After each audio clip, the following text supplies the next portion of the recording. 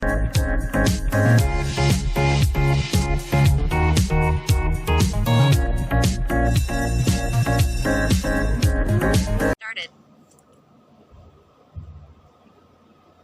Morning everyone વિદ્યાર્થી મિત્રો, આપણે આજના લેક્ચરની અંદર તો કે એમાઇન સંયોજનોની રાસાયણિક પ્રક્રિયા શું ભણવાનું છે।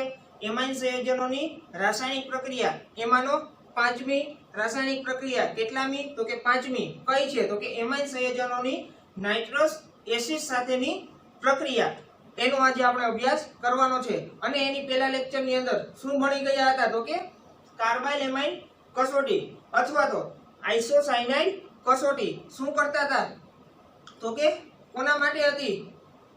કાર્બાઇલ એમાઇન કસોટી અને આઇસોસાયનાઇડ કસોટી શેના માટે હતી તો કે પ્રયોગશાળામાં પ્રાથમિક એમાઇનની પરખ માટેની કસોટી હતી। કઈ હતી? પ્રયોગશાળામાં પ્રાથમિક એમાઇનની પરખ માટેની કસોટી। એ આપણે આની પહેલા લેક્ચરની અંદર અભ્યાસ કરી ગયા। હવે આપણે જોવાનું છે કે એમાઇન સંયોજનોની રાસાયણિક પ્રક્રિયાઓ, એમાંનો પાંચમો ટોપિક કે એમાઇન સંયોજનોની નાઇટ્રસ એસિડ સાથે પ્રક્રિયા। તો તમને ખ્યાલ હોવો જોઈએ, નાઇટ્રસ એસિડ એટલે કે એનું સૂત્ર શું થાય જો કે HNO2 શું થાય? નાઇટ્રસ એસિડ, એને શું કહેવામાં આવે છે તો કે HNO2। પરંતુ આપણે જ્યારે નાઇટ્રસ એસિડનો ઉપયોગ કરીએ ત્યારે આ પ્રક્રિયાની અંદર ડાયરેક્ટ સીધો નાઇટ્રસ એસિડનું સોલ્યુશન લેવાનું નથી, પણ કેવું સોલ્યુશન લેવાનું છે તો કે ખનિજ એસિડ અને સોડિયમ નાઇટ્રાઇડ માંથી બનાવેલું। શેનું તો કે ખનિજ એસિડ અને સોડિયમ નાઇટ્રાઇડ માંથી બનાવેલો નાઇટ્રસ એસિડનો ઉપયોગ આપણે એમાઇન સંયોજનોની આ પ્રક્રિયાની અંદર કરવાનો છે। તો સૌપ્રથમ આપણે તો એ જોવું પડે કે ખનિજ એસિડ અને સોડિયમ નાઇટ્રાઇડ NaNO2 એની અંદરથી આપણે શું બનાવવું પડે તો કે નાઇટ્રસ એસિડ બનાવવો પડે, અને તાજો બનાવેલો નાઇટ્રસ એસિડનો ઉપયોગ એમાઇન સંયોજનોની પ્રક્રિયાની અંદર કરવાનો છે। તો તમને એવું આપેલું છે કે પ્રાથમિક એલિફેટિક એમાઇન સંયોજનો, કેવા તો કે પ્રાથમિક એલિફેટિક એમાઇન સંયોજનો જુદી જુદી રીતે પ્રક્રિયા કરતા હોય છે। કેવી રીતના તો કે પ્રાથમિક એલિફેટિક એમાઇન સંયોજનો છે એ નાઇટ્રસ એસિડ સાથે જુદી જુદી રીતે પ્રક્રિયા કરતા હોય છે। પરંતુ શું કરવાનું છે, અને આ નાઇટ્રસ એસિડમાંથી શું બને છે, અને જ્યારે એરોમેટિક સંયોજન લઈએ ત્યારે નાઇટ્રસ એસિડની પ્રક્રિયા કરાવીએ ત્યારે એમાંથી આપણને શું મળે છે તેનો અભ્યાસ આપણે આજના લેક્ચરની અંદર કરવાનો છે। તો કે એમાઇન સંયોજનોની નાઇટ્રસ એસિડ સાથેની પ્રક્રિયા, તો શું લેવાનું મેં તમને કહી દીધું વિદ્યાર્થી મિત્રો કે ખનિજ એસિડ પ્લસ સોડિયમ નાઇટ્રેટ તો કે HCl અને NaNO2 એમાંથી બનાવેલો જે HNO3 છે કેવો હોય તો કે તાજું દ્રાવણ, HNO2 નું તાજું દ્રાવણ, એટલે કે તાજો બનાવેલો HNO2 નો આપણે આ પ્રક્રિયાની અંદર ઉપયોગ કરવાનો છે। તો સૌપ્રથમ તો કે પ્રાથમિક એલિફેટિક એમાઇન સંયોજનો નાઇટ્રસ એસિડ સાથે પ્રક્રિયા કરીને એલિફેટિક ડાયએઝોનિયમ ક્ષાર બનાવે છે। શું બનાવે છે કે પ્રાથમિક એમાઇન સંયોજનો છે એ શું કરે છે તો કે નાઇટ્રસ એસિડ સાથે પ્રક્રિયા કરીને શું આપે છે તો કે એલિફેટિક ડાયએઝોનિયમ ક્ષાર બનાવે છે, અને એ જે ક્ષાર બને છે એ કેવો હોય તો કે અસ્થાયી હોવાના કારણે એની અંદરથી નાઇટ્રોજનને મુક્ત કરે છે, અને પ્રાથમિક એમાઇનમાંથી આપણને શું મળે છે તો કે પ્રાથમિક એમાઇનમાંથી આપણને આલ્કોહોલ મળે છે। વિદ્યાર્થી મિત્રો શું મળે છે? પ્રાથમિક એમાઇનમાંથી આલ્કોહોલ મળે છે। એ આપણે હમણાં પ્રક્રિયા સમજીએ એટલે તમને ખ્યાલ આવી જાય કે કઈ રીતના આપણને પ્રાથમિક એમાઇન આપેલો હોય અને એની HNO2 એટલે કે નાઇટ્રસ એસિડ સાથે પ્રક્રિયા કરાવવાની, અને એની પ્રક્રિયા કર્યા બાદ આપણને એની અંદરથી શું પ્રાપ્ત થાય છે તો કે ડાયએઝોનિયમ ક્ષાર મળે છે। શું મળે છે? એલિફેટિક ડાયએઝોનિયમ ક્ષાર, અને ઈ ક્ષાર કેવો હોય તો કે અસ્થાયી હોય। શું કામે અસ્થાયી હોય એ પણ આપણે હમણાં પ્રક્રિયા ભણીએ ત્યારે સમજીએ। અને ઈ ક્ષાર અસ્થાયી હોવાના કારણે શું કરે છે તો કે એની અંદર રહેલો નાઇટ્રોજનને મુક્ત કરે છે। શું કરે છે તો કે એની અંદર રહેલા નાઇટ્રોજનને મુક્ત કરે છે, અને આપણને નિપજ તરીકે શું આપે છે તો કે પ્રાથમિક આલ્કોહોલ આપે છે। શું આપે છે? પ્રાથમિક આલ્કોહોલ આપે છે। અને નાઇટ્રોજનની જે આપણને પ્રાપ્તિ થાય છે તે એમિનો એસિડ અને પ્રોટીન સંયોજનોના માપનમાં ખૂબ જ ઉપયોગી બને છે.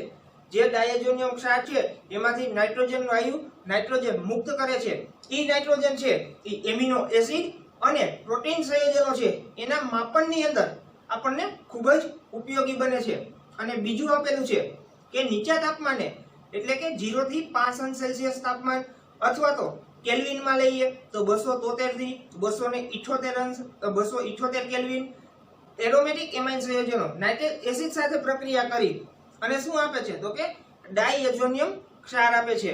અને આ સંયોજનોમાં એક અગત્યનો એવો વર્ગ છે કે જે આપણને ડાયઝોનિયમ ક્ષાર એરોમેટિક સંયોજનોની પ્રક્રિયા કરાવીએ 273 થી 278 કેલ્વિન તાપમાને અને જ્યારે આપણને એ પ્રક્રિયા દરમિયાન જે ડાયઝોનિયમ ક્ષાર મળે છે એ એવો અગત્યનો વર્ગ છે કે એમાંથી વિવિધ પ્રકારના જે એરોમેટિક સંયોજનો છે એનું શું કરી શકાય છે તો કે જે ડાયઝોનિયમ ક્ષાર મળે છે એનું તો કે વિવિધ પ્રકારના એરોમેટિક સંયોજનોના સંશ્લેષણમાં તેનો ઉપયોગ થાય છે. અને ત્યારબાદ આપણે ભણીશું એનું એક ઉદાહરણ લઈશું.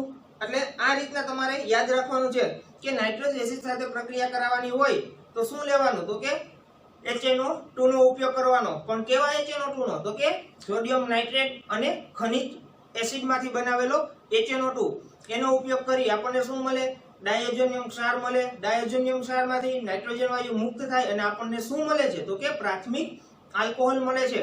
તો આપણે એની રાસાયણિક પ્રક્રિયા જોઈએ કે કઈ રીતના આપણને પ્રાથમિક આલ્કોહોલ પ્રાપ્ત થાય છે. તો કે એમાઇન સંયોજનોની નાઇટ્રસ એસિડ સાથે પ્રક્રિયા. આ એમાઇન સંયોજન છે તો પહેલા આપણે ભણીએ એલિફેટિક એમાઇન સંયોજન. શું લઈએ તમારે બંને લેવાનું છે. એકવાર એલિફેટિક લેવાનું છે એકવાર એરોમેટિક. બંનેની નાઇટ્રસ એસિડ સાથે પ્રક્રિયા કરાવવાની છે. એટલે આપણે પહેલા નંબરમાં લઈએ એલિફેટિક એમાઇન સંયોજન. તો કે એલિફેટિક પ્રાથમિક એમાઇન સંયોજન લઈએ તો હું અહીંયા લઉં છું કે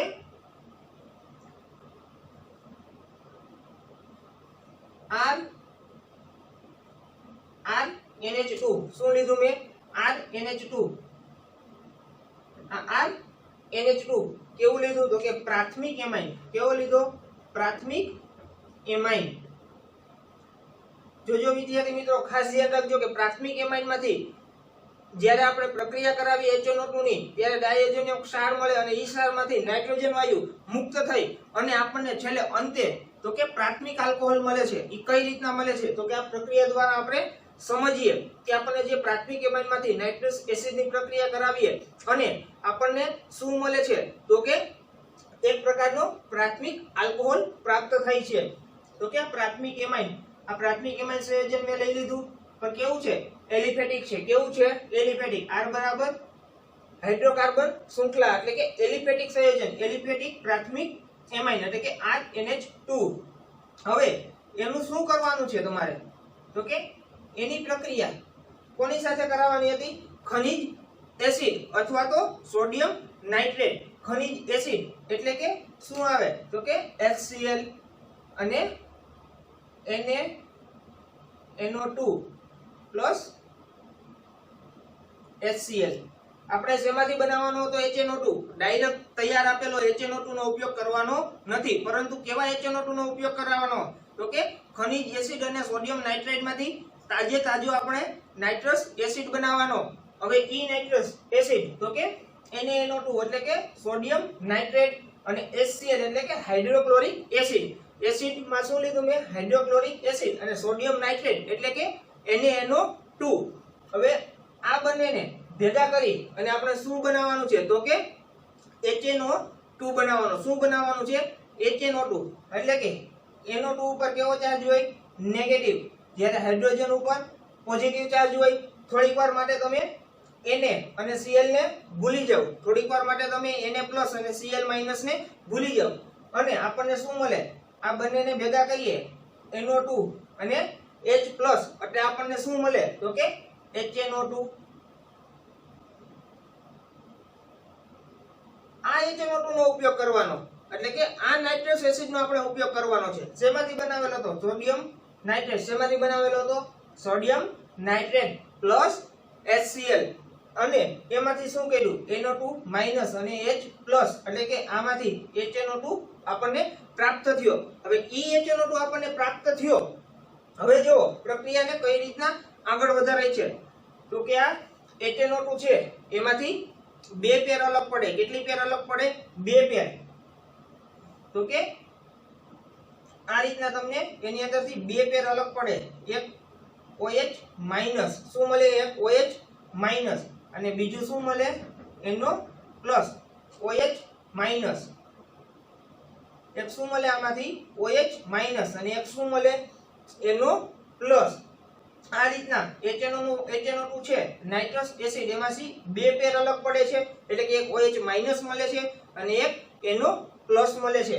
હવે જુઓ વિદ્યાર્થી મિત્રો કે આની પ્રક્રિયા કઈ રીતના થાય છે તો કે આ નાઇટ્રોજન છે એની ઉપર શું રહેલું હોય છે તો કે અબંધકારક ઇલેક્ટ્રોન યુગ્મ રહેલો હોય છે અને ઈ અબંધકારક ઇલેક્ટ્રોન યુગ્મ છે ઈ કોની સાથે જોડાય તો કે સામે આપેલા પોઝિટિવ આયન સાથે એટલે કે NO પ્લસ સાથે. એટલે આ NO પ્લસ છે ઈ કઈ રીતના તો કે કોની સાથે જોડાશે તો કે નાઇટ્રોજન સાથે. શું કામ? તો કે નાઇટ્રોજન પાસે અબંધકારક ઇલેક્ટ્રોન યુગ્મ આપેલું છે એટલે કે આ નાઇટ્રોજન પાસે જોડાશે. જ્યારે આ NO પ્લસ છે એને શું કહેવામાં આવે છે? NO પ્લસ છે એને શું કહેવામાં? તો કે ઇલેક્ટ્રોફાઇલ તરીકે ઓળખવામાં આવે છે. આ NO પ્લસ ને ઇલેક્ટ્રોફાઇલ તરીકે ઓળખવામાં આવે છે. શું કામે? તો કે ઇલેક્ટ્રોફાઇલ શું કામે કીધું? તો કે એને ઇલેક્ટ્રોન પ્રત્યે આકર્ષણ હોય. શેના પ્રત્યે આકર્ષણ હોય? એને ઇલેક્ટ્રોન પ્રત્યે આકર્ષણ હોય. આ NO પ્લસ છે એ ક્યાં જોડાશે તો કે N સાથે. N સાથે જોડાય તો N પાસે શું આવેલું છે તો કે ઇલેક્ટ્રોન યુગ્મ આવેલું છે. એટલે કે NO પ્લસ છે એ ઇલેક્ટ્રોફાઇલ તરીકે વર્તે. શેના દ્વારા વર્તે છે તો કે ઇલેક્ટ્રોફાઇલ તરીકે. શું કામે? તો કે એને શું આવેલું હોય તો કે એ ઇલેક્ટ્રોન યુગ્મ પ્રત્યે આકર્ષણ ધરાવતો હોય. એટલે NO પ્લસ છે Na માઈનસ એટલે કે Na ઉપર જે ઇલેક્ટ્રોન યુગ્મ આવેલું છે એના પ્રત્યે આકર્ષણ ધરાવતો હોય. એટલે આને શું કીધું છે તો કે ઇલેક્ટ્રોફાઇલ કીધું છે. ત્યારે આ સંયોજન આપેલું છે એને ન્યુક્લિયોફાઇલ તરીકે ઓળખવામાં આવે છે. શેના દ્વારા ઓળખવામાં આવે છે તો કે ન્યુક્લિયોફાઇલ તરીકે. શું કામે? તો કે આ છે એને કેન્દ્રમાં એને આ નાઇટ્રોજન છે એ કોની સાથે ફરીથી જોડાશે તો કે NO પ્લસ સાથે. એટલે કે એને શું કહેવામાં આવે છે? ન્યુક્લિયોફાઇલ તરીકે ઓળખવામાં આવે છે. શું કામે? તો કે એને કેન્દ્ર પ્રત્યે આકર્ષણ હોય. કોના પ્રત્યે આકર્ષણ હોય તો કે કેન્દ્ર પ્રત્યે આકર્ષણ હોય અને એ કેન્દ્ર સાથે જોડાય છે. એટલે કે આ સંયોજનને ન્યુક્લિયોફાઇલ તરીકે ઓળખવામાં આવે છે. હવે જુઓ વિદ્યાર્થી મિત્રો આ પ્રક્રિયા કઈ રીતના થાય તો કે આના દ્વારા જોડાઈ જાય. હવે આગળ વધીએ તો કે R જે આપેલો છે R પછી N સાથે શું જોડાયેલું છે તો કે નાઇટ્રોજન. શું જોડાયેલું હતું? નાઇટ્રોજન. હવે આ NO પ્લસ જ્યારે N સાથે જોડાય એટલે શું બને વિદ્યાર્થી મિત્રો? નાઇટ્રોજનની સંયોજકતાની અંદર શું થાય તો કે વધારો થાય. 3 થી એની કેટલી થઈ જાય? 4. મેં તમને કીધું છે નાઇટ્રોજનની સંયોજકતા કેટલી હોય? 3 હોય. એટલે ચોથી સંયોજકતા છે NO પ્લસ નાઇટ્રોજન સાથે જોડાય એટલે એ પચાવી શકતો નથી. એટલે નાઇટ્રોજન શું કરે છે તો કે એની આજુબાજુમાં રહેલા કોઈ પણ હાઇડ્રોજનનું વિસ્થાપન કરે. એટલે એની સાથે જોડાયેલો કોઈ પણ હાઇડ્રોજન હોય એમાંથી એક હાઇડ્રોજનનું વિસ્થાપન કરે છે. એટલે આ જ્યારે NO પ્લસ એટલે કે ઇલેક્ટ્રોફાઇલ NO પ્લસ જ્યારે N સાથે જોડાશે ત્યારે શું થશે? આ બંધ બ્રેક થઈ અને અહીંથી H પ્લસ કેવો થાય તો કે દૂર થઈ જાય. H પ્લસ શું થાય? દૂર થઈ જાય. અને આ H પ્લસ છે એ કોની સાથે જોડાશે તો કે આ જે H પ્લસ આપેલો છે એ OH માઈનસ સાથે જોડાશે. એટલે આપણને આની અંદરથી શું પ્રાપ્ત થાય તો કે પાણીનો અણુ એક દૂર થાય છે. શું દૂર થાય છે? એક પાણીનો અણુ દૂર થાય છે. શું દૂર થાય વિદ્યાર્થી મિત્રો તો કે એક પાણીનો અણુ દૂર થાય છે. કઈ રીતના થયું ખબર પડી ગઈ તો કે આ NO છે એ જ્યારે નાઇટ્રોજન સાથે જોડાવા આવે એટલે નાઇટ્રોજનની સંયોજકતા વધી જાય. નાઇટ્રોજનની સંયોજકતા વધી જાય તો નાઇટ્રોજન શું કરે? એની સંયોજકતા એટલે કે એને બેલેન્સ કરવા માટે શું કરે? એની સાથે જોડાયેલા કોઈ પણ એક હાઇડ્રોજનનું વિસ્થાપન કરે. એટલે આ હાઇડ્રોજનનું વિસ્થાપન કરે એટલે આ બંધ તૂટે, ઈ બંધ તૂટે એટલે H પ્લસ દૂર થાય. H પ્લસ દૂર થાય તો એ એકલો હોતો નથી. H પ્લસ તો કે OH માઈનસ સાથે જોડાય અને 1 મોલ પાણીનો અણુ દૂર કરે છે. હવે આપણને આ પ્રક્રિયા કઈ રીતના મળે છે તો કે RN. હવે શું આપેલું છે તો કે આ NO છે એ કોની સાથે જોડાણો? નાઇટ્રોજન સાથે, અને નાઇટ્રોજન માંથી એક હાઇડ્રોજન દૂર થયો, પાણીના અણુ સ્વરૂપે દૂર થયો, એટલે કે RNH, એટલે કે RNH હવે શું જોડાયેલું? તો કે NO. NO કઈ રીતના જોડાયેલો હોય? તો કે નાઇટ્રોજન અને ઓક્સિજન વચ્ચે બે બંધ આવેલા હોય. આ રીતના NO છે એ બે બંધથી જોડાયેલો હોય છે. પરંતુ આપણી પાસે જે અહીંથી એક હાઇડ્રોજન દૂર થયો એટલે આ નાઇટ્રોજન પાસે શું આવેલું હોય? તો કે એક લોન પેર આવેલી હોય. શું આવેલું હોય છે? Lone pair. ત્યારે આ ઓક્સિજન પાસે ઓલરેડી બે લોન પેર હોય. કેટલી હોય? ઓલરેડી બે લોન પેર તો આવેલી જ હોય છે. હવે વિદ્યાર્થી મિત્રો જોવો કે આ સંયોજન જે આપણને પ્રાપ્ત થયું એની અંદર શું ફેરફાર કરીએ તો આપણને પ્રક્રિયા આગળ વધે છે. હવે આ નાઇટ્રોજન ઉપર શું આવેલું? તો કે ઇલેક્ટ્રોન યુગ્મ આવેલું છે. શું આવેલું? ઇલેક્ટ્રોન યુગ્મ આવેલું છે. હવે આ નાઇટ્રોજન અને ઓક્સિજન, તો કે આ ઓક્સિજન ઉપર બે ઇલેક્ટ્રોન યુગ્મ આવેલા છે. કેટલા આવેલા છે? બે ઇલેક્ટ્રોન યુગ્મ આવેલા છે. હવે આ નાઇટ્રોજન અને હાઇડ્રોજન છે એ શું કરે છે? તો કે નાઇટ્રોજન પાસે રહેલો આ હાઇડ્રોજન વચ્ચે જે બંધ બનાવ્યો છે એ શું કરશે? પોતે પોતાની પાસે લઈ લેશે. શું કરશે? તો કે નાઇટ્રોજન છે એ હાઇડ્રોજન સાથે બનાવેલા બંધને પોતાની પાસે લઈ લેશે. કારણ કે શું કામ? નાઇટ્રોજન પાસે ઓલરેડી એક ઇલેક્ટ્રોન યુગ્મ તો છે જ, એટલે કે એક હાઇડ્રોજનને એ અહીંથી રિમૂવ કરે. શું કરે? તો કે એક હાઇડ્રોજન અહીંથી રિમૂવ કરે. કેવા ફોર્મમાં? તો કે H+ ના ફોર્મમાં રિમૂવ કરે. તો આ ઇલેક્ટ્રોન છે એ ક્યાં જોડાશે? તો કે એ ઇલેક્ટ્રોન અહીંયા જોડાશે. હવે આ ઇલેક્ટ્રોન અહીંયા જોડાય તો શું થાય છે? તો કે આ નાઇટ્રોજનની સંયોજકતા વધી જાય. આ નાઇટ્રોજન વચ્ચે બે બંધ થઈ જાય. નાઇટ્રોજન ઓક્સિજન વચ્ચે બે, એટલે કે નાઇટ્રોજનની સંયોજકતા 4 થઈ જાય. બે અહીંયા બની જાય, બે અહીંયા બની જાય. તો શું કરશે કે આ નાઇટ્રોજન અને ઓક્સિજન વચ્ચે જે બંધ આવેલો છે તો ઓક્સિજન પોતાનો એક ઇલેક્ટ્રોન યુગ્મ લઈ અને દૂર થઈ જાય. શું થાય? તો કે એક ઇલેક્ટ્રોન યુગ્મ લઈ પોતે દૂર થઈ જાય. શું કરે? એક ઇલેક્ટ્રોન યુગ્મ લઈ અને પોતે દૂર થઈ જાય. ક્યાં થઈ જાય? તો કે દૂર થઈ જાય. એટલે અત્યારે હું આ દર્શાવતો નથી, પણ જોવો નાઇટ્રોજન અને નાઇટ્રોજન શું કરે? એટલે કે આ ઇલેક્ટ્રોન યુગ્મ છે એ જ્યારે નાઇટ્રોજન સાથે જોડાય તો કે નાઇટ્રોજન અને નાઇટ્રોજન એની બંને વચ્ચે શું થાય? તો કે બે બંધ બની જાય. બે બંધ બને તો આ નાઇટ્રોજનની બંને બાજુ બે બંધ આવેલા હોય તો નાઇટ્રોજનની સંયોજકતા 4 થઈ જાય. 4 થાય તો એ પચાવી શકે નહીં. શું કામ? તો કે નાઇટ્રોજનની સંયોજકતા કેટલી હોય? 3 હોય. 3 હોય એટલે શું કરે? ઓક્સિજન પોતાનો જે ઇલેક્ટ્રોન જે નાઇટ્રોજન સાથે ભાગીદારીથી બંધ બનાવ્યો હતો એમાંથી એક ઇલેક્ટ્રોન લઈ અને દૂર થાય. શું કરે છે? તો કે એક ઇલેક્ટ્રોન લઈ અને દૂર થાય છે. અને અહીંયાથી શું દૂર થાય છે? તો કે અહીંયાથી આ H+ દૂર થાય. અહીંયાથી શું દૂર થાય છે? તો કે H+ દૂર થાય છે. અને H+ ક્યાં જોડાય છે? તો કે હવે આપણે આગળ સમજીએ. તો કે આપણું આ સંયોજન હતું એમાં શું થયું? RN અહીંયાથી નાઇટ્રોજન સાથે હાઇડ્રોજન જોડાયેલો હતો એ શું થયો? તો કે એ રિમૂવ થયો. હાઇડ્રોજનનું વિસ્થાપન કરી નાખ્યું. હવે શું થયું? આ નાઇટ્રોજન ઇલેક્ટ્રોન યુગ્મ છે એ ક્યાં ગયું? તો કે નાઇટ્રોજન વચ્ચે બે બંધ બનાવવા માટે આ નાઇટ્રોજન છે એની વચ્ચે શું બનાવ્યું? બે બંધ બનાવ્યા. અને અહીંથી એક હાઇડ્રોજન દૂર થયો એટલે નાઇટ્રોજન ઉપર શું આવી જાય? તો કે એક ઇલેક્ટ્રોન યુગ્મ, એટલે કે એક લોન પેર આવી જાય. હવે આ નાઇટ્રોજન અને ઓક્સિજન છે એમાંથી શું થયું? એક બંધ ઓછો થયો. એટલે કે નાઇટ્રોજન અને આ ઓક્સિજન પાસે ઓલરેડી બે ઇલેક્ટ્રોન યુગ્મ હતા. કેટલા હતા? બે ઇલેક્ટ્રોન યુગ્મ આવેલા હતા. અને ત્રીજું તો કે નાઇટ્રોજન અને ઓક્સિજન વચ્ચે જે બંધ બનેલો હતો એમાંથી એક ઇલેક્ટ્રોન યુગ્મ પોતે મેળવે છે, એટલે કે નેગેટિવ ચાર્જ ધારણ કરે છે. સમજાઈ ગયું વિદ્યાર્થી મિત્રો? ક્લિયર? તો કે આ પ્રક્રિયા કઈ રીતના થાય? અહીંયાથી એક H+ ને દૂર કર્યો. હવે H+ ક્યાં જોડાશે? ખાસ ધ્યાન રાખજો. હવે અહીંયા રહેલો H+ ક્યાં જોડાશે? તો કે અહીંયા રહેલો જે આ H+ છે ઈ અહીંયા O- સાથે જોડાઈ જાય. શું કરે? O- સાથે જોડાઈ જાય છે. ક્યાં જોડાય છે? તો કે O- જે ઓક્સિજનનો ઇલેક્ટ્રોન યુગ્મ છે એના સાથે H+ ભાગીદારીથી જોડાઈ જાય છે. હવે વિદ્યાર્થી મિત્રો આપણે પ્રક્રિયાને આગળ વધારીએ તો શું કરવાનું? તો માનો હવે પ્રક્રિયા આપણે આગળ વધારવી છે તો શું થાય? માનો કે હવે આપણે આ માધ્યમ એસિડિક લઈએ. કેવું લઈએ? એસિડિક માધ્યમ લઈએ, એસિડિક માધ્યમ લઈએ એટલે શું આવે એમાં H+ આવે. શું આવે? H+. આપણે કેવું માધ્યમ લીધું? તો કે એસિડિક માધ્યમ લીધું. કેવું માધ્યમ લીધું? તો કે એસિડિક. એસિડિક માધ્યમ લીધું. એસિડિક માધ્યમ લીધું. પ્રક્રિયાને આગળ વધારવી છે એટલે આપણે એસિડિક માધ્યમમાં લીધું તો કે H+ લીધો.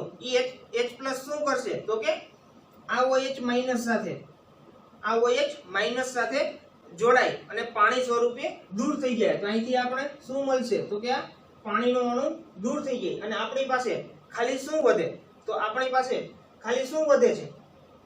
શું વધે વિદ્યાર્થી મિત્રો? આપણી પાસે તો કે આ જે નાઇટ્રોજનનો એક ઇલેક્ટ્રોન છે એ ક્યાં વયો જાય? તો કે આ નાઇટ્રોજન સાથે અહીંયા બંધ બનાવવામાં વયો જાય. નાઇટ્રોજન સાથે બંધ બનાવે એટલે આ નાઇટ્રોજન ઉપર પોઝિટિવ ચાર્જ આવે. શું કામે? તો કે નાઇટ્રોજન ઇલેક્ટ્રોનનું શું કરે? તો કે દાન કરે છે, પ્રદાન કરે છે.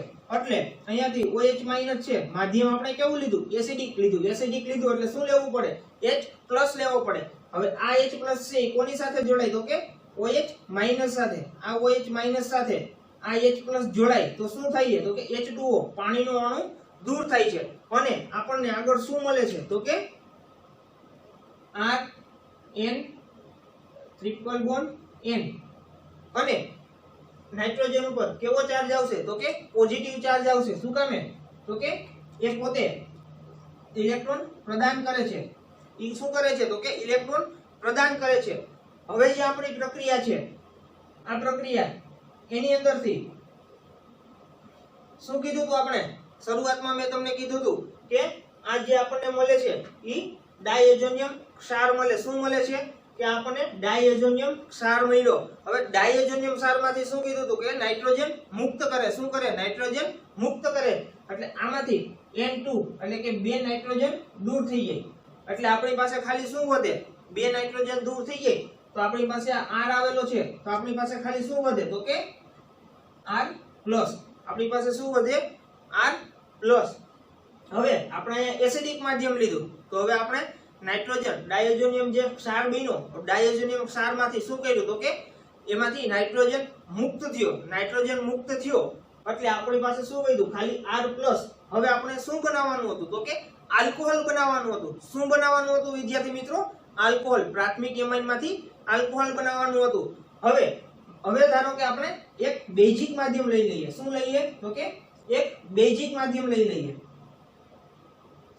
બેઝિક માધ્યમ એટલે એમાં શું લેવાય? તો કે OH-. OH- આપણે શું લીધું? તો કે બેઝિક માધ્યમ લીધું. બેઝિક આપણે કેવું માધ્યમ લીધું? બેઝિક માધ્યમમાં પ્રક્રિયા કરીએ. પહેલા એસિડિક લીધું એટલે ડાયઝોનિયમ ક્ષાર બન્યો, એમાંથી નાઇટ્રોજન મુક્ત થયો. નાઇટ્રોજન મુક્ત થયો ત્યારબાદ શું લેવાનું? તો કે બેઝિક માધ્યમ એટલે કે OH- સાથે R+ ની પ્રક્રિયા કરાવો તો શું થાય? કે આ OH આ બંને ભેગા થઈ જાય અને આપણને છેલ્લે શું મળે છે? તો કે ROH. આપણને છેલ્લે શું પ્રાપ્ત થાય છે? તો કે ROH એટલે કે પ્રાથમિક આલ્કોહોલ.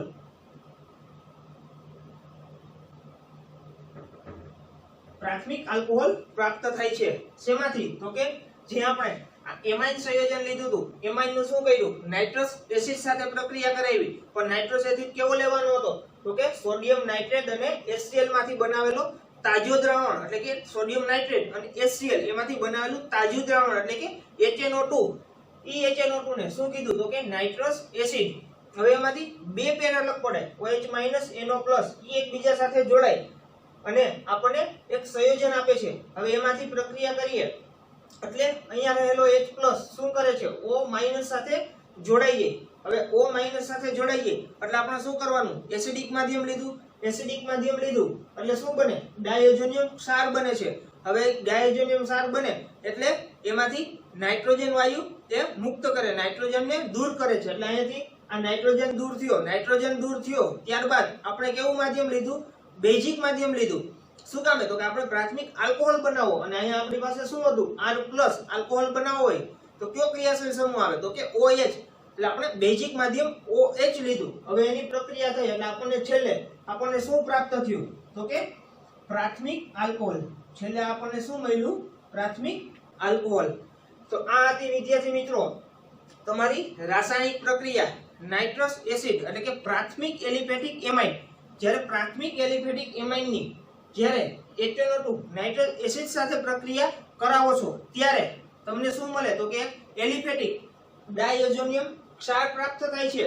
અને કઈ રીતના થાય એ મેં તમને અહીંયા આ પ્રક્રિયાને અલગ કરીને સમજાવ્યું. ત્યારબાદ ડાયઝોનિયમ ક્ષાર પ્રાપ્ત થાય એટલે તેમાંથી એક નાઇટ્રોજન દૂર થાય, અને એ નાઇટ્રોજન દૂર થાય છે એટલે આપણે એની બેઝિક માધ્યમમાં પ્રક્રિયા કરાવીએ અને છેલ્લે આપણને શું પ્રાપ્ત થાય તો કે પ્રાથમિક આલ્કોહોલ પ્રાપ્ત થાય છે.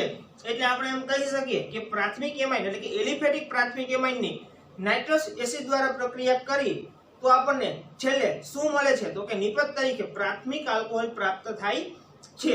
હવે એનું એક ઉદાહરણ લઈ લઈએ તો કે એક પ્રાથમિક આલ્કોહોલ છે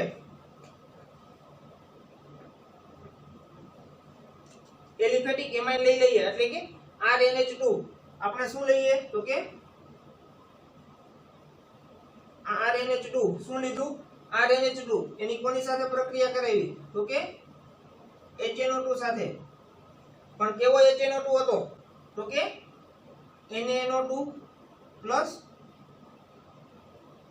HCl માંથી બનાવેલો HNO2 એટલે કે પ્રાથમિક એમાઇન અને HNO2 એટલે કે નાઇટ્રસ એસિડ. અહીંયા લખી દઉં તમને પ્રાથમિક એમાઇન અને નાઇટ્રસ એસિડ એની પ્રક્રિયા થાય તો આપણને શું મળે છે તો કે ડાયઝોનિયમ ક્ષાર પ્રાપ્ત થાય. શું પ્રાપ્ત થાય છે ડાયઝોનિયમ ક્ષાર એટલે કે N2+ અને Cl-. N2+ એટલે કે આ ક્યાંથી આવ્યો તો કે RN2+ અને Cl- તો કે હાઇડ્રોક્લોરિક એસિડ માંથી શું જોડાઈ જાય તો કે Cl જોડાઈ જાય. આ રીતના આપણને RN2+ અને Cl- પ્રાપ્ત થાય છે. હવે જો વિદ્યાર્થી મિત્રો આ જે આપણને ડાયઝોનિયમ ક્ષાર પ્રાપ્ત થયો એ ક્ષાર કેવો છે તો કે અસ્થાયી છે. અસ્થાયી છે આ ક્ષાર કેવો છે તો કે અસ્થાયી છે. આ ક્ષાર જે આપણને પ્રાપ્ત થયો RN2+ Cl- એ ક્ષાર કેવો છે તો કે અસ્થાયી છે. શું કામે કે આ જે તમને N2+ અને Cl- આપેલું છે ત્યારે એની સાથે કોઈ હાઇડ્રોજન જોડાવા આવે તો શું થાય છે એની બાજુમાં આપેલો R એટલે કે એલિફેટિક કાર્બન શૃંખલા એની અંદર સંસ્પંદન થતું નથી. શું થાય છે સંસ્પંદન થતું નથી એટલે કે એની સાથે કોઈ પણ H જોડાવા આવે તો એની બાજુમાં રહેલો એલિફેટિક હાઇડ્રોકાર્બન શૃંખલા એની અંદર શું થાય તો કે સંસ્પંદન થતું નથી. અને ઈ સંસ્પંદન ન થાય તો શું થાય છે તો કે આ N2+ અને Cl- જે જોડાયેલો છે એની સ્થિરતા તૂટી જાય. શું થાય છે કે આની અંદર સંસ્પંદન ન થાય એટલે શું થાય તો કે એની સ્થિરતા તૂટી જાય. હવે એની સ્થિરતા તૂટી જાય તો એને શું કહેવાય તો કે એ અસ્થાયી છે. અસ્થાયી છે એટલે એમાં પાણી ઉમેરીએ તો આપણને વધારાનું એક સંયોજન પ્રાપ્ત થાય. આપણે એની અંદર શું કરીએ તો કે હવે પાણી ઉમેરીએ. શું કરવાનું પાણી ઉમેરીએ તો શું થાય છે તો કે એમાંથી એક N2 દૂર થાય. શું દૂર થાય છે તો કે આ N2 છે એ દૂર થાય. હવે આમાંથી બે પેર અલગ પડે. કઈ પડે તો કે H+ અને OH-. શું થાય H2 અણુ છે એને તમે અલગ અલગ કરો તો શું મળે તો કે H+ અને OH-. હવે આ OH- છે એ ક્યાં જોડાશે તો કે આ R+ સાથે. આ OH- છે એ ક્યાં જોડાય તો કે R+ સાથે. અહીંથી શું દૂર થાય N2 અને આ જે છે એ ક્યાં જોડાશે તો કે આ રીતના H સાથે. આ Cl નો અણુ છે એ કોની સાથે જોડાય H સાથે. એટલે આપણને શું મળે છે તો કે એક ROH એટલે કે પ્રાથમિક આલ્કોહોલ પ્રાપ્ત થાય છે. વધારાનું શું મળે તો કે N2 વધારાનો નાઇટ્રોજન દૂર થાય છે. શું દૂર થાય છે નાઇટ્રોજન. અને એક HCl નો અણુ દૂર થાય છે. હવે આ પ્રક્રિયા અસ્થાયી હોવાના કારણે એક સ્ટેપ આગળ વધે છે અને આપણને શું મળે છે પ્રાથમિક આલ્કોહોલ પ્રાપ્ત થાય છે. પણ શું કામે તો કે આ પ્રક્રિયા અસ્થાયી છે. અસ્થાયી હોવાનું કારણ શું હતું તો કે અસ્થાયી હોવાનું કારણ એ જ હતું કે જે એની અંદર જ્યારે કોઈ પણ હાઇડ્રોજન જોડાવા આવે ત્યારે શું થાય છે તો કે ત્યારે એની બાજુમાં આપેલ જે એલિફેટિક હાઇડ્રોકાર્બન શૃંખલા છે એની અંદર સંસ્પંદન થતું નથી, સંસ્પંદન નથી થતું એટલે N2+ અને Cl- જે એની સાથે જોડાયેલા છે એમાં શું થાય તો કે એની સ્થિરતા તૂટી જાય છે. સ્થિરતા તૂટવાના કારણે ઈ આપણને જે ક્ષાર મળે છે એ કેવો મળે છે તો કે અસ્થાયી મળે છે. એટલે આ પ્રક્રિયા એક સ્ટેપ આગળ વધે છે અને એમાંથી આપણે શું પ્રાપ્ત કરી શકીએ તો કે પ્રાથમિક આલ્કોહોલ. આપણને શું મળે છે? પ્રાથમિક આલ્કોહોલ. હવે એરોમેટિક લઈ લઈએ. એરોમેટિક ની અંદર તમને શું કીધું હતું કે એરોમેટિક સંયોજનો હોય, કેવા સંયોજનો? એરોમેટિક સંયોજનો કોઈ પણ લઈ લઈએ. એરોમેટિક એમાઇન સંયોજનો તો કે જ્યારે એરોમેટિક એમાઇન સંયોજનો છે એટલે કે નીચા તાપમાને એટલે કે 273 થી 278 કેલ્વિન એરોમેટિક એમાઇન સંયોજનો નાઇટ્રોસ એસિડ સાથે પ્રક્રિયા કરી અને આપણને શું આપે છે તો કે ડાયએઝોનિયમ ક્ષાર આપે છે. અને ઈ ક્ષાર કેવો હોય તો કે સ્થાયી હોય. શું કામે તો કે એની અંદર સંસ્પંદન થાય છે. સંસ્પંદન થાય છે એટલે એની સ્થિરતા જળવાઈ રહી છે, એની સ્થિરતા મજબૂત થાય છે એટલે એ આપણને મળે છે સ્થાયી ક્ષાર મળે છે. કેવો? સ્થાયી ક્ષાર મળે. અહીંયા કેવો મળ્યો તો? અસ્થાયી. હવે આપણને મળશે એરોમેટિક માંથી કેવો મળશે તો કે સ્થાયી મળશે. જોઈએ આ પ્રક્રિયા કઈ રીતના થાય તો કે અહીંયા હું લઈ લઉં એક C6H5 NH2 કોની સાથે પ્રક્રિયા કરાવવાની તો કે HNO2 નાઇટ્રસ એસિડ સાથે, પણ કોની હાજરીમાં તો કે નીચા તાપમાને.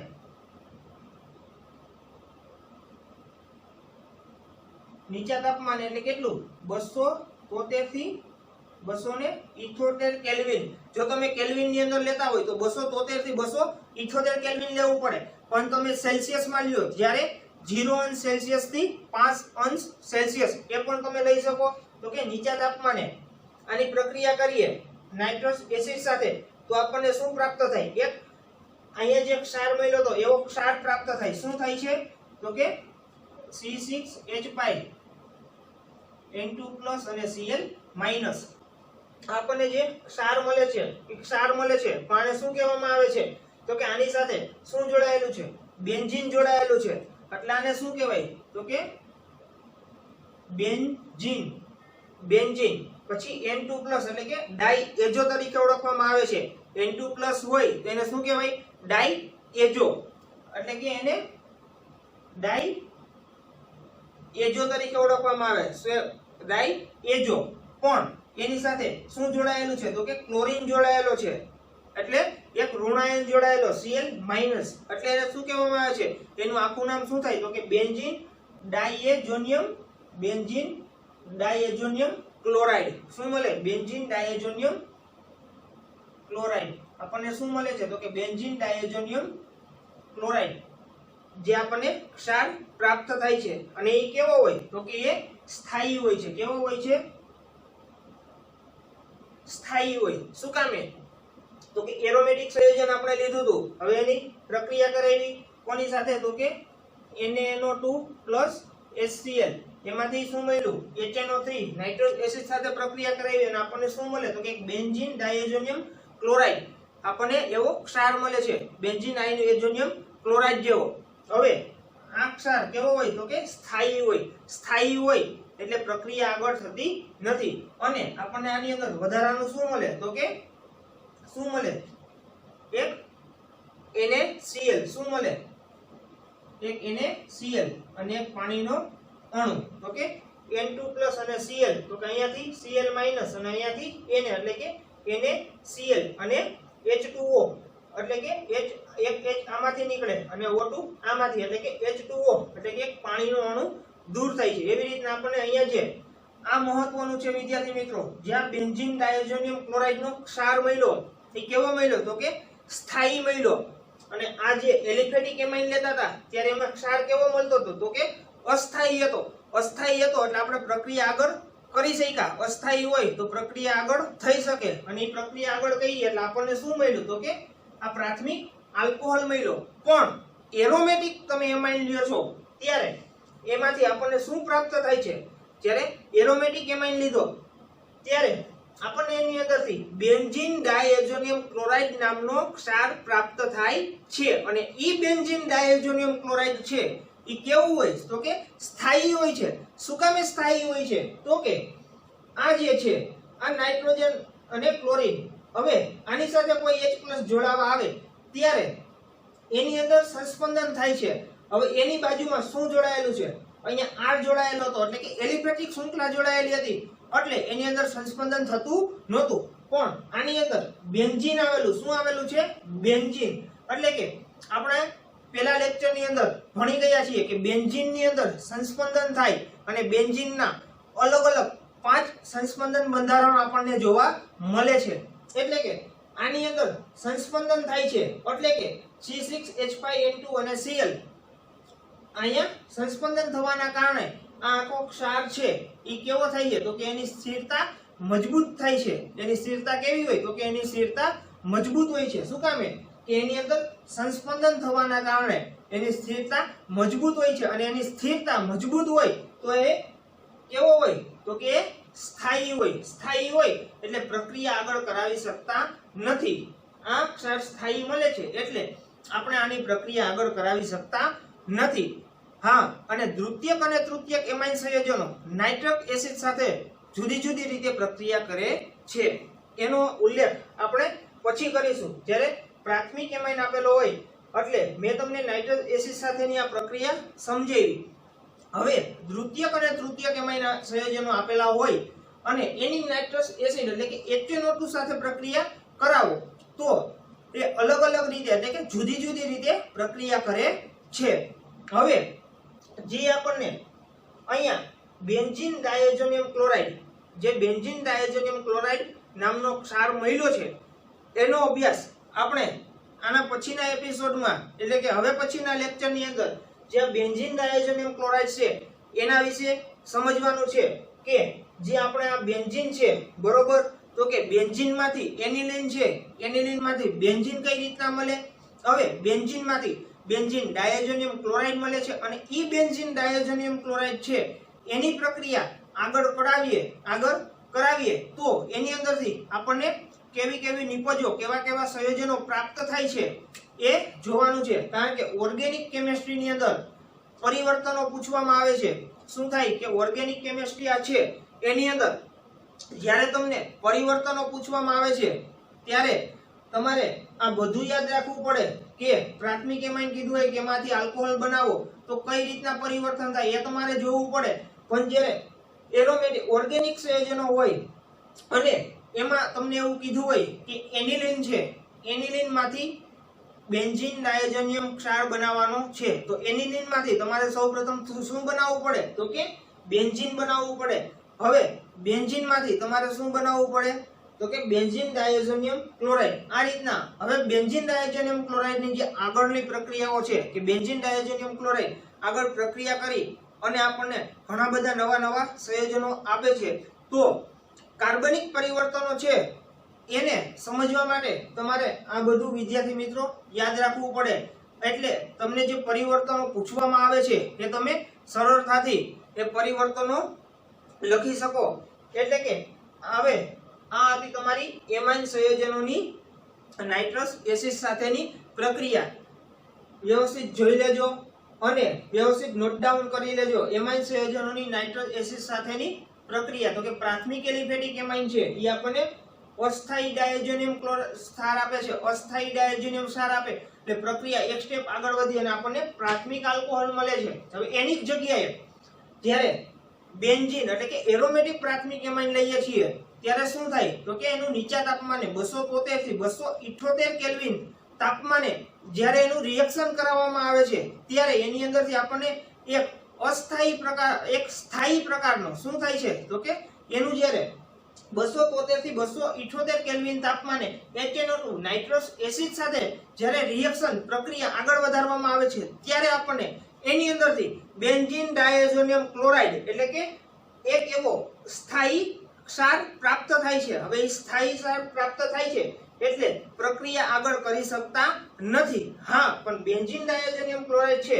એમાંથી હવે આગળની પ્રક્રિયાઓ છે એ આપણે આગળના એપિસોડમાં એટલે કે હવે પછીના લેક્ચરની અંદર જે બેન્ઝીન ડાયઝોનિયમ ક્લોરાઇડ મળ્યું છે એમાંથી કઈ રીતના પ્રક્રિયા થઈ છે એના વિશે આપણે અભ્યાસ કરીશું।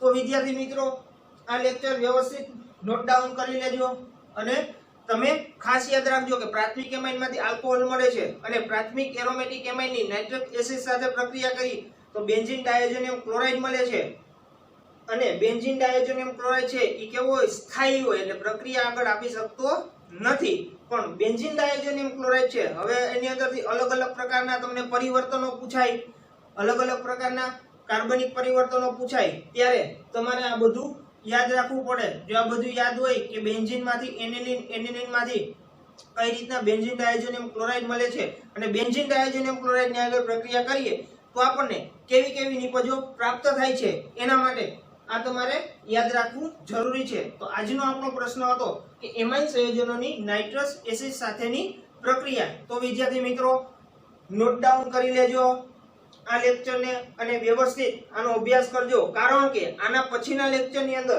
જે આપણે ભણવાનું છે એ આખું શું ભણવાનું છે તો કે બેન્ઝીન ડાયઝોનિયમ ક્લોરાઇડ વિશે ભણવાનું છે કે બેન્ઝીન ડાયઝોનિયમ ક્લોરાઇડ છે એ અલગ અલગ પ્રક્રિયકો સાથે અલગ અલગ પ્રક્રિયા કરીને અને આપણને નવા નવા સંયોજનો આપે છે માટે આજનો લેક્ચર નોટ કરી અને વ્યવસ્થિત રીતે યાદ રાખજો થેન્ક યુ